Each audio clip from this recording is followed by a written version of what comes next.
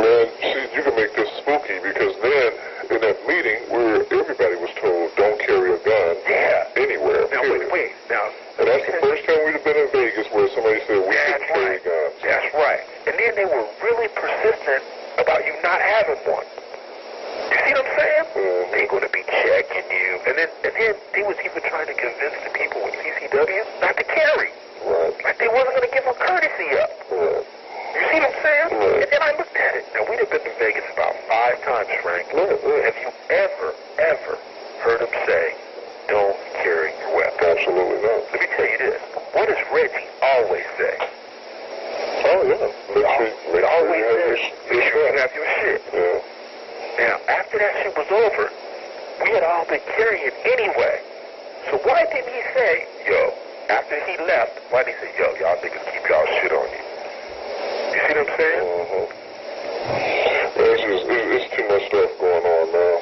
Frank, I'm telling you, I'm going by the vibes that I seen prior to it starting. Right. It even started like someone new. Well, let me tell you this, what I was told. I was told that things weren't that good between Suge and Tupac within the last few weeks while he was on gang-related. No, wait, I'm going to go back before. What did I tell you? It happened on Gridlock, too, though. What did I tell you what happened in New York that I witnessed? What? When he said he was bailing. Who?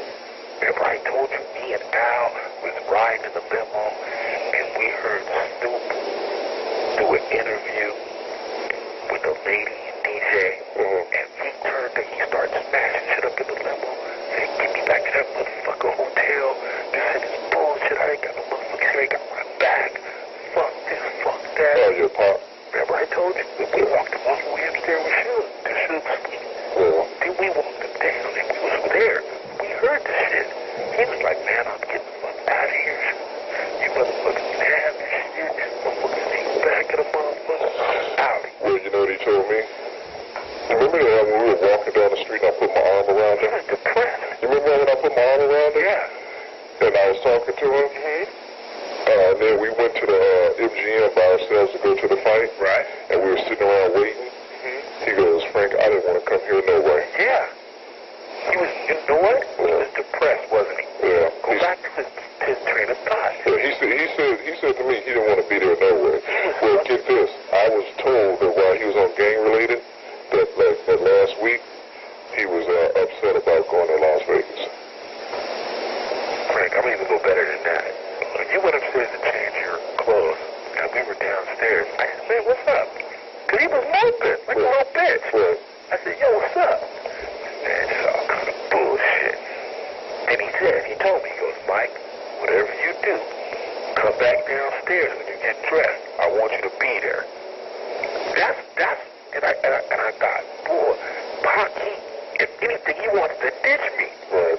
Because he had already tried. He ain't never, ever said to me since I've been working for him, come back down, I need you here. He ain't never said that, Frank. Never. Then when he said that, I got a little concerned. I said, yo, Pac, is everything all right? Because he would sit down underneath one of them little slot machines, and he had his head down.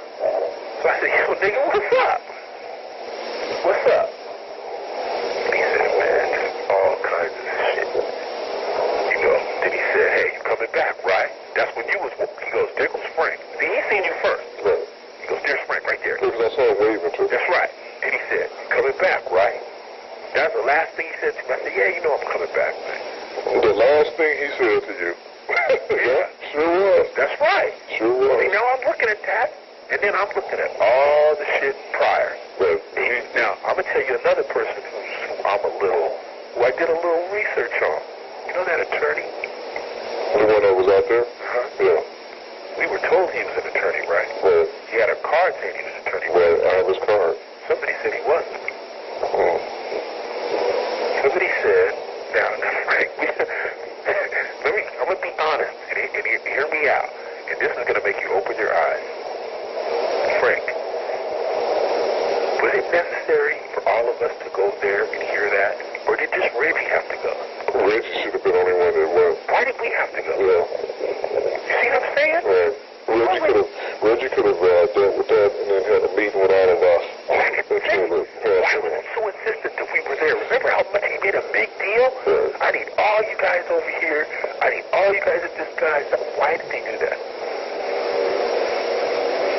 give me an answer on that. Well, You see what I'm saying? yeah. Why? First of all, I'm the owner of the company. We're getting the licenses and working. Isn't that business end of it? Isn't that something that's between the manager of the company and the person getting the licenses? That's right. Would you never hold a meeting? Why Well, would not with all of the employees. not with all the employees there? Yeah. And then insist that we get there. Remember how he went off? Richie went off when he thought motherfuckers wasn't making it? Right. You see how mad he had got?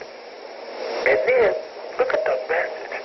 Really? Did he say anything in that whole meeting, or did he just talk about not carrying a weapon? That's all we talked about, basically. What else did he say, Frank?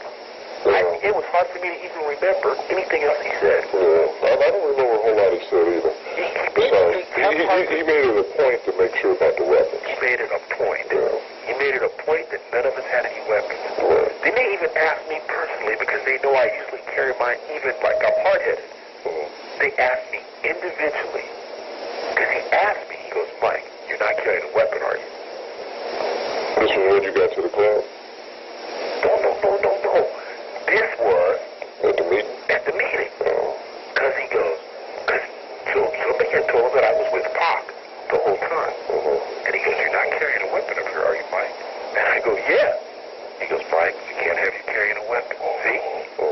Why was he so, why did he go to that meeting? Who was that guy? You see what I'm saying?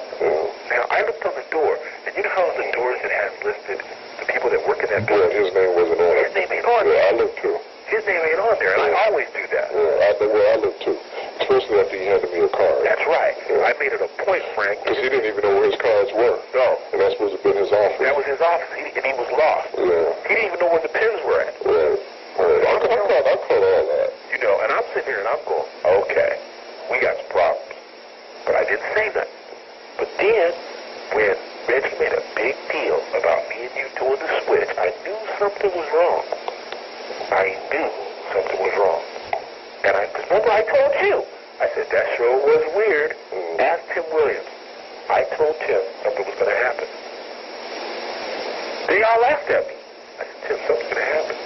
This was after we left the meeting? No, it was after I left you and Pac. Oh, okay. Because I went back to my room, remember? Remember when I told you that me and Tim stopped in front of the MGM Grand? Why would I have done that, Frank? Why would I have stopped Tim's truck? I stopped and I said, Tim, I should get out. And Tim goes, man, you know they ain't going to trip on you. I said, Tim, I should get out. Me and Tim were arguing in front of the MGM Grand while the fight was going on. The reason we were arguing, because I kept saying I should get out. You see what I'm saying? And then he was saying, well, if you get out, all you're going to do is get out pissed off if I show up late without you. You know what Al said? He said, get to the hotel wherever he... Get this. We weren't late yet, Frank. We were supposed to be there at 8 o'clock. At 7:30, they were calling my room looking for me. They were looking for me. Wow. You see what I'm saying? It was an hour before the fight. An hour. They were like, where's Michael Moore? Where's Michael Moore? Where's Michael Moore? But there's a reason. And you know the reason they were looking for me, Frank? Guess who would have had a gun? You? Me. And they knew it. So, you know, I'm not going to answer that question if it's a setup. But you know, I'm looking at the whole picture. The whole picture is definitely on the weird side. It's weird. It is weird. Tupac was depressed. He didn't want to be there. He told me in Vegas that he didn't want to, in New York that he didn't want to come. Yeah. Well, he told Kevin that, and he told me that while we were there, too, when we were sitting around waiting. Okay, go ahead. Yeah. So, you know, you're asking me, I'm telling you, some things happened that never happened before. That thing was so persistent, and it was only a meeting about carrying your weapon. I can't even remember, Frank, if he said anything else but we're working on you guys getting cars, don't carry your weapon. Working on you guys getting your cars, whatever you do, they're going to be cracking down. They're going to be checking everything. They're going to be coming in there doing this. Everything was negative to scare you. Then we get a call from this guy, who's this is supposed to be his office we're in. Now, here's another thing. Did you notice the pictures? Yeah. They weren't him, Frank. They weren't him. And you know what I'm thinking? I don't think that guy was weird. I'm telling you. I'm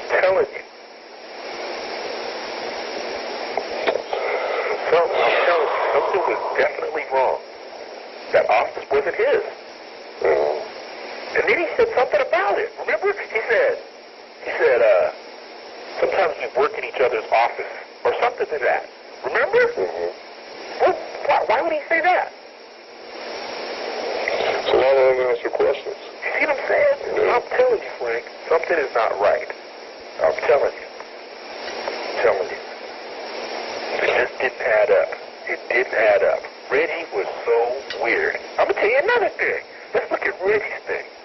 Why would Reggie, he's never, ever went to that club and started to, why was Reggie and Larry there? Why was Reggie and Al there?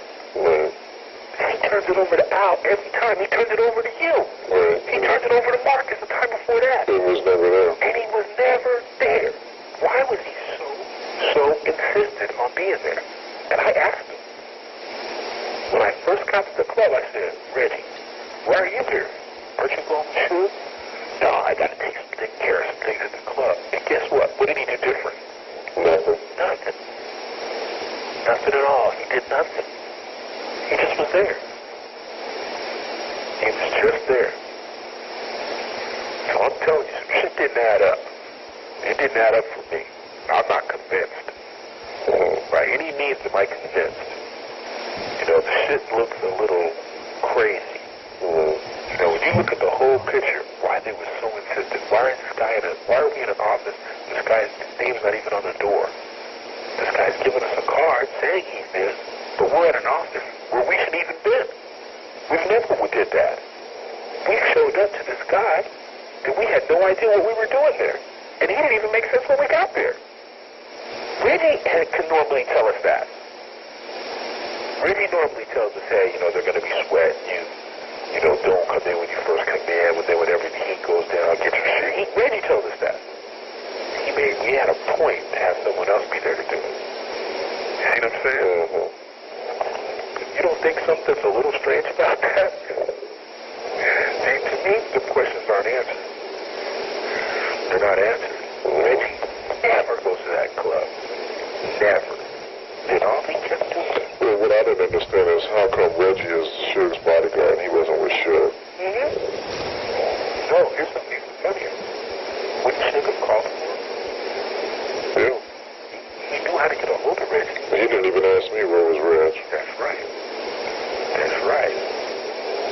Why didn't he ask for Reggie? First of all, before he even went to that fight, he would have said, yo, where Reg at? Yep.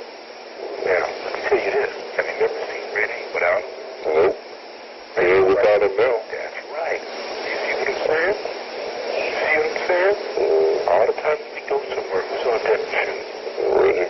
Have you ever seen him where he wasn't with us? Oh, yeah, I feel you. You see what I'm saying? Yeah. You asking me questions like, and then I'm listening to one end of what he's saying, and one end of what you're saying, and I ain't buying off on that. That's why I won't answer that question about his Eric experience. Really none of my business, but I'm going to tell you there was some shit happening that was weird. The FBI released a 349-page document saying that in their findings that Suge Knight and Reggie Wright orchestrated and put a hit on both of them, Notorious B.I.G. and Tupac Shakur. That was the FBI's findings after they released their findings and decided to close the case on that murder investigation for them too. Now, that's what they wanted to do. The FBI did that. And the only reason why they can't bring anyone to trial is because they had 17 informants, and all of them said no, they wouldn't testify. So if you don't have no one to testify to the facts, you don't have a case, and the DA is not going to take it. So LAPD, being Biggie's jurisdiction of where he was murdered at, and then Las Vegas being Tupac's jurisdiction where he was murdered at, they're cold case files, and it's going to take somebody to have to solve them. Do I believe that the person that pulled the trigger on both of them are dead? I would say Tupac's killer for sure is dead. The other one, I can't say as far as Biggie goes. I believe Tupac's killer is dead, though. But I believe this. It was definitely set up. It was set up. That someone out of Death Row's camp knows who set up Tupac's hit, is what I believe. What I believed in 1996, yes or no? What I believe today, I would more or less point my finger to yes than no, and that being because we interviewed witnesses and people that testified on camera in my documentaries, that Suge Knight and Tupac had a vicious fight in New York at the MTV Awards. And Tupac told one of the bodyguards, after he was finished with a video shoot, they were walking him to the airplane, he told this bodyguard, who's a real good friend of mine to this day, he said, "I'm a dead man walking." And he said, "Pac, why would you say something like that?" He said, "Because I don't want to go to Vegas, and I got a bad feeling about it." And that was September 6th. It was a Friday because they had just finished shooting Toss It Up. Tupac had some family matters that was going on in Atlanta, and he really didn't want to go to Vegas. He really wanted to go to Atlanta to deal with the problems that was going on with his first cousin, which was one of the outlaws. And it's not even that I'm telling it. His family, Tupac's family, is telling it, telling that whole story. And he did not want to go to Vegas. He was not going to Vegas. And he had his mind changed and persuaded to go by Suge. They had already called an audit on death row. We were working on a set of Gridlock, and Yak Fula's mother was one of Tupac's assistants. And she came down to the set specifically to talk to myself and Kevin Hackey to tell us that there were some things going on, there were some changes going on, and they was no longer going to be working with Death Row, that they were doing an audit on Death Row because Pac wasn't getting all his money, and there were some problems. They don't want you around. What did I just say? Period. How you know? He said it right out of his mouth, and his girlfriend confirmed it. Who, Reggie? Yeah. What did he say? Say what you did. He said they want me dead. He said that they said you told a lot of stuff against Suge and Buntry and Pac. What? Police. I did? They said that they got a police report saying that you said that Frank, I'm putting my ass. Yeah, you scared me. That you said that Suge was kicking, that Buntry was, Tupac was beating the guy up also. I never said any of that. They recommend you don't get subpoenas, or whatever that's worth. I don't know what it means, but that's what they told me to tell you. Yeah, they tried to. They track you down? Yeah, they're going to try to subpoena me for the next court date, which is, I think, the 25th. But anyway, I just heard that they want me dead. That's what I just heard. I just got a phone call saying that they want me dead. Okay. So I wasn't going to say this, but I think I better. Okay, that's affirmative. That's true. What do you mean? I don't know, how can I say this where it doesn't? That rumor is out there. You see what I'm saying? Mm-hmm. That rumor is out there. From the sources that I talk to, they're taking it personal. You know what I'm saying? Mm-hmm. They're taking it as, he fucked us. Trust me, I'm telling you just by what Norris is saying, and then by my little buddy that feeds me information. That is the word. Mm-hmm. They want to finish you off. Mm-hmm. And then after, talking to Larry and the other people that I know, that rumor got back to me too. Mm-hmm. They used the word, "we'll fix him and his wife." Mm-hmm. So I was like, oh, shit. Because they were telling me that if it didn't go, if whatever you said wasn't positive, they were going to fix you. If Suge don't get out, boy, you're going to be in deep trouble, Frank. Who? You. What they're saying is, if you swing to their story, right, that then they're not going to hold you accountable. In other words, if you play ball with them, it'll look better if you play ball. But if you don't play ball, you see what I'm trying to say? Mm-hmm. Which comes to the next thing. Did they want you to change your story? Well, I don't really know. Well, I don't know how damaging or how helpful you could be. That's why we're trying to find out if you can be helpful or if you're damaged. You know what I mean? gave a statement to Metro. Listen to what I'm saying. I gave a statement to Metro based on what you and Suge asked me to do that night I went to the meeting at Suge's house, okay, about the chain getting snatched. Now, I've already said that. Now, to go in there and then say something different than that, that's going to jeopardize a lot. You know, that's perjury there. Okay, this stuff is already on record. I don't know what the FBI is talking. Have they talked to Metro about this? Metro done talked to the FBI about it. They're watching the whole thing. And for me to go get on a witness stand and then just be put out like that, well, that's what's wrong. You saying you already gave a statement? Yeah, I gave the statement to Metro already, Reggie. So why can't you give that same statement to David Killer? That's all I'm asking you to do. Is tell them what you told them. If you can get lost and not get subpoenaed today, I think you'll be fine. Man, Reggie. Okay, let me answer that question like this. What did Debbie tell you happened to break out? That he was shot in the head. That he was shot in the head? Yep. Not that he shot himself in the head? That is correct.